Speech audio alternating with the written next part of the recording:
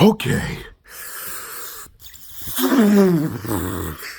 I just finished the audiobook of Star Wars The Path to Decay, I think. The first one in the High Republic Phase 2. And I am so pissed.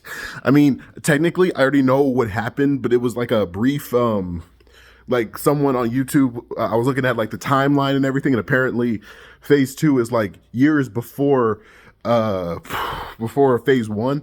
So, I just got another audiobook on Audible. This is not sponsored. I just really like Audible, and I really like audiobooks. My first ever audiobook that I've ever read, well, listened to, was Star Wars Revan years ago.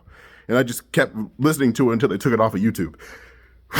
Anyway, that was like, it was weird because that story was like deja vu, because I wrote a story pseudo like that, and it was amazing.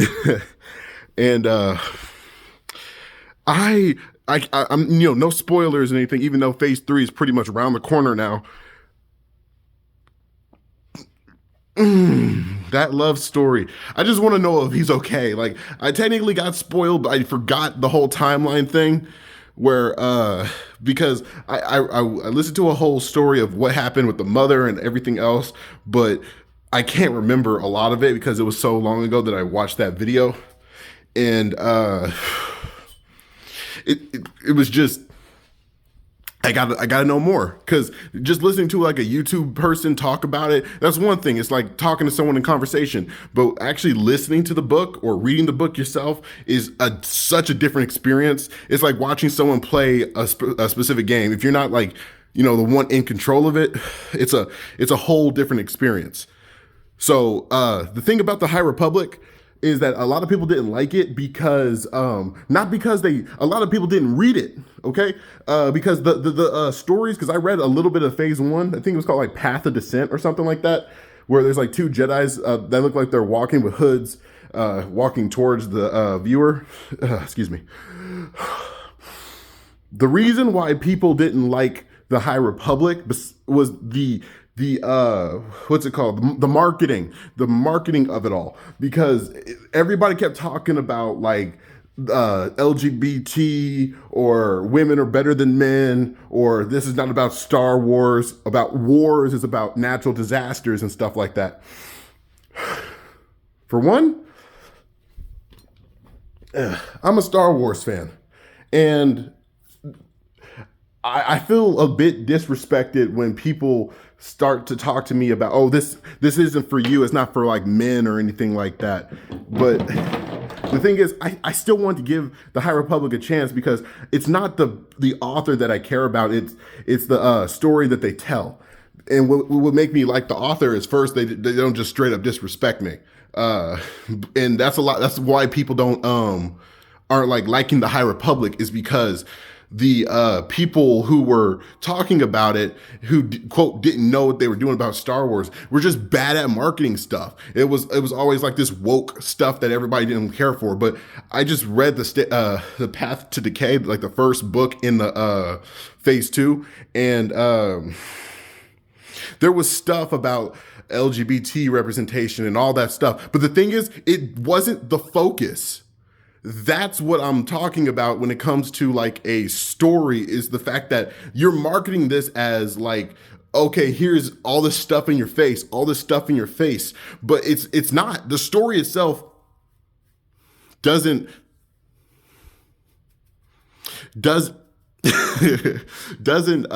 focus so heavily on that. It focuses on the characters and their story, what's happening in the story, not, oh, they're trying to come out with their sexuality, or, oh, they're a female and they're proud of it, or, oh, the men are the bad guys, or something like that. I don't know what all that toxic crap is, but it's the fact that the story itself was so centered on the focus of the love story, the different cultures between the mother's cult and the Jedi's understanding of the Force, and how it was messed up for everybody. Because I loved every second of it. And it was one of those places, because look, I mean, I like romance stories. I'm a hopeless romantic, unless I'm very depressed or feeling down and self-conscious about myself. And I just got the second book in it, and I want to read it again. And the thing is, I'm glad that it's represent any of that is represented in the story, but they're just not like, they're not pushing the agenda out there. It's just they're part of the story, and that's what I love about it. Is the fact that it's the fact that they're a part of it, and not just a punch you in the face with it a bunch of times until you get it. We get it, okay? We get it. And what is it? A lot of stuff is still kind of iffy with that as a topic, and I'll make that a later video if I want to talk about that, but I'm talking about this right now. So please hold those attentions for another video. I'm talking about myself right now.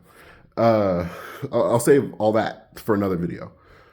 I think I've said that in like several videos though, but I don't think nobody ever actually reads or watches my videos.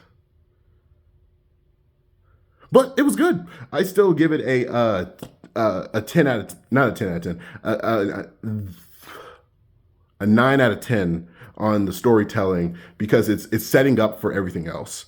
And this creature scares the crap out of me, and I freaking love it. I can't wait to read more.